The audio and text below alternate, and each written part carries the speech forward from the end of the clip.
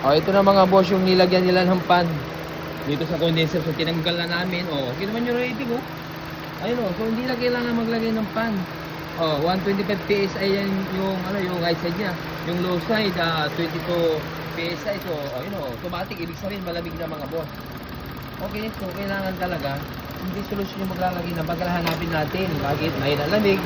Ito, yun na, ubos na langis na yung compressor. Oh, ganda ng rating, oh. At saka yung high side niya, 125 PSI. Oh, ayun, oh.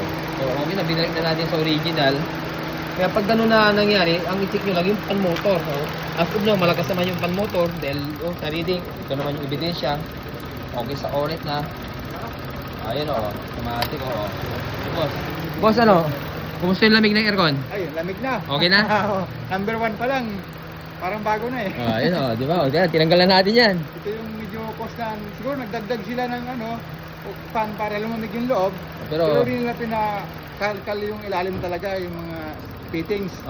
Dapat talaga nililinis ng yung general na, yung ginawa namin, di ba? Yung ginawa natin ngayon. Oh, yun. Hindi nila pina-general cleaning. Gusto nila malamig, nagdagdag ng fan para lumamig, pero wala din. Wala din, oh. Kailangan hanapin natin yung pinagmulan, di ba? Ugat talaga. Oh, yun. Ayan. Okay na, happy na boss, happy? Siyempre. Ayun, oh. Skill yan eh. Thank you, Lord. Sa tiwala. Okay, so ito rin, palalamigin din natin to. General ang gagawin namin dito, guys. Thank you.